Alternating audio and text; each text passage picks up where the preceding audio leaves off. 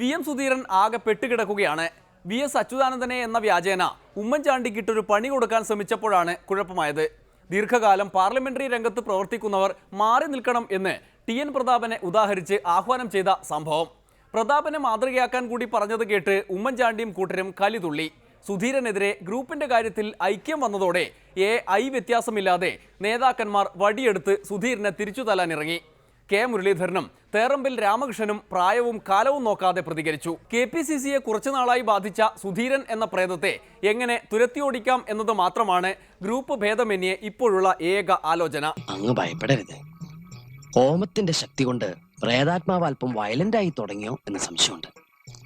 ഏതായാലും ഒരു പൂയില്യം ഈ തറവാട്ട് മണ്ണിൽ നിൽക്കുന്നത് നന്നായി. സ്വയം മാറിക്കൊടുക്കണമെന്ന് തോന്നിയാൽ ഇപ്പൊ പ്രായമായി എന്ന് തോന്നിയാൽ വേണമെങ്കിൽ മാറിക്കൊടുക്കും. സ്വയം തോന്നി ഇപ്പൊ ആര്യാൾ മാറി. ശ്രീ പ്രതാപനും പറഞ്ഞു ചെറുപ്പക്കാർക്ക് വേണ്ടി ഇപ്പൊ ഇത്തവണ ഒഴിഞ്ഞു കൊടുക്കാതെ. വയസ്സായെന്ന് എനിക്ക് തോന്നാത്തതുകൊണ്ട് ഞാനത് ഇത്തവണ ഞാനായിട്ട് മാറുന്നില്ല. പാർട്ടി മാറണമെന്ന് പറഞ്ഞാൽ മാറുന്നത് കാര്യം മാറും. ഈ തറവാട്ടിൽ എന്തൊക്കെയോ ഗുലുമാലുണ്ടെന്നുള്ളത് ഉറപ്പാ. അകത്തളവും പുറത്തളവും നിലവറയും കലവറയൊക്കെ നീണ്ടു നിവർന്ന് കിടക്കയില്ലേ. 10-12 പ്രേതങ്ങൾക്ക് ആരും കാണാതെ എത്ര കൊല്ലം വേണമെങ്കിലും ജീവിക്കാം. പക്ഷെ ഈ അലങ്ങ പ്രേതങ്ങൾ എന്നെ എന്തിനാ തല്ലിയത്? ഈ തുടർച്ചയായിട്ട് ഇലക്ഷനിൽ ജയിക്കുന്നത് ഒരു കുറ്റമായിട്ട് എടുക്കരുത്. കാരണം ജനങ്ങൾ വോട്ട് ചെയ്തിട്ടാണല്ലോ ജയിച്ചത്. തുടർച്ചയായിട്ട് ജയിക്കുന്ന ഒരു കുറ്റമൊന്നുമല്ല. അല്ലാണ്ട് ഇവരെ ആരും ഓട് പൊളിച്ച് അസംബ്ലി ഇറങ്ങുന്നതല്ലോ.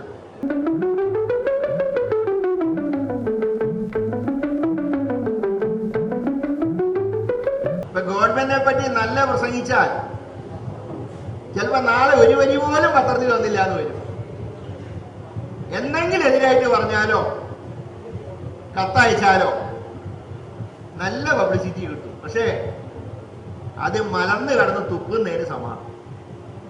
കാരണം നമ്മുടെ വിജയസാധ്യതയെ നമ്മൾ തന്നെ പാലവയ്ക്കുന്ന സമ്പ്രദായം വന്നാൽ നാളെ അതിന്റെ ഫലം നമ്മൾ എല്ലാവരും അനുഭവിക്കേണ്ടി വരും. എത്ര ഹോമം നടത്തിയാലും എന്നെ തല്ലിയ പ്രേതത്തിന് ശാന്തി നല്ല ഒരു തുള്ളി വെള്ളം പോലും കിട്ടത്തില്ല.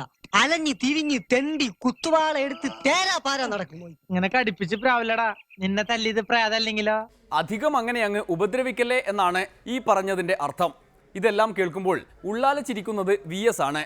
തന്നെ ആക്രമിച്ച സുധീറിനിട്ട് കോൺഗ്രസുകാർ തന്നെ പണിയുന്നത് കണ്ടാൽ VSന് മാത്രമല്ല ആർക്കും ചിരി വരും. പക്ഷേ മുരളീധരൻ തെക്കുനിന്ന് പട തുടങ്ങിയപ്പോൾ തൃശ്ശൂരിൽ നിന്ന് യുവത്വം ഇപ്പോഴും കാത്തുസൂക്ഷിക്കുന്ന തേറമ്പിൽ രാമകൃഷ്ണനും സുധീരനെതിരെ രംഗത്തെത്തി. തേറമ്പിലിനെ പോലുള്ളവർ മാറി നിൽക്കണം എന്നും സുധീരന്റെ പ്രസ്താവനയെ വായിക്കാവുന്നതാണല്ലോ. സുധീരന്റെയും പ്രതാപന്റെയും വാക്കുകേട്ട് തേറമ്പിൽ ഇത്തവണ മത്സരിക്കാൻ തയ്യാറാകുമോ? ഒരു സീറ്റും ഒരാളുടെയും സ്വകാര്യ സ്വത്തോ കൊത്തുകയൊന്നുമല്ല. പാർട്ടി പറഞ്ഞു ഞാൻ ഒരു പ്രാവശ്യം നിന്നു.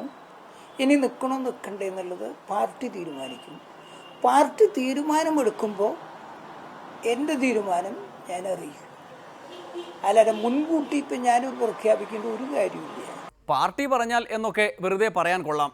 എന്തായാലും പാർട്ടിയുടെ കേരള പ്രസിഡന്റ് പറഞ്ഞിരിക്കുന്നത് പലതവണ ആവർത്തിച്ച് നിൽക്കുന്നവർ ഒന്ന് പോയി തരണം എന്നാണ്.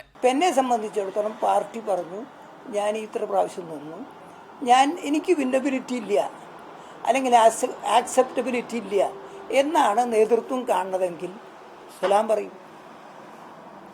പിന്നെ എനിക്ക് ബോധ്യപ്പെടാത്തതുകൊണ്ട് ഞാൻ മുൻകൂട്ടി പറയേണ്ട കാര്യമില്ലല്ലോ. എനിക്ക് വിന്നബിലിറ്റി ഇല്ല എന്നുള്ള അഭിപ്രായമില്ല, ആക്സെപ്റ്റബിലിറ്റി ഇല്ല എന്നുള്ള അഭിപ്രായമില്ല. പിന്നെ പാർട്ടിക്ക് തീരുമാനം എടുക്കാം. എനിക്ക് അട്ടിപ്പേറായിട്ട് നിൽക്കാനോ എനിക്കൊരു ലീനൊന്നുമില്ല എന്നരും. പാർട്ടി പറഞ്ഞാൽ നിൽക്കും, ഇല്ലെങ്കിൽ നിൽക്കില്ല. അപ്പോൾ പലതവണ മത്സരിച്ച് ജയിച്ചുപോയി പുതിയ ആളുകളുടെ വഴി മുടക്കുന്നതിൽ തേറമ്പിലിന് ഒരു ദുഃഖവുമില്ല. അതെനിക്ക് ഏറ്റവും വലിയ ക്രെഡിറ്റായിട്ടാണ് ഞാൻ കാണുന്നത്. കാരണം ഇത്രയും പ്രാവശ്യം നിന്നിട്ടും അയാൾ നിന്നാൽ ജയിക്കില്ല, അല്ലെങ്കിൽ അല്ലെങ്കിൽ അയാൾ ജനസമ്മതി ഇല്ലാത്ത ആളാണ് എന്ന് പറഞ്ഞാൽ എനിക്ക് മനോവേദനയുണ്ടാവും.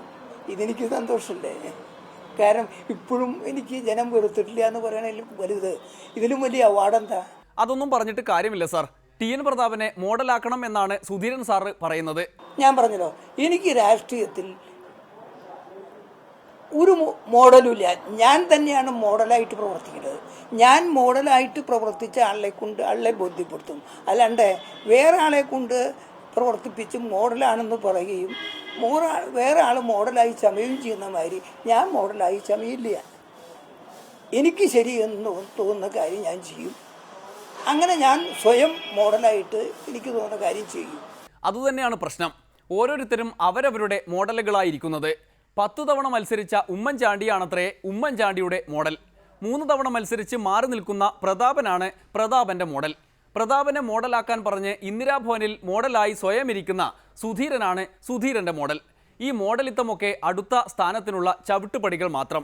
എന്തായാലും കോൺഗ്രസിലെ ഈ പ്രശ്നങ്ങളെയെല്ലാം മുതലെടുത്ത് എല്ലാ മണ്ഡലങ്ങളിലും നല്ല സ്ഥാനാർത്ഥികളെ നിർത്തി 140 വിജയിക്കും എന്നാണ് EP ജയരാജന്റെ പ്രതീക്ഷ.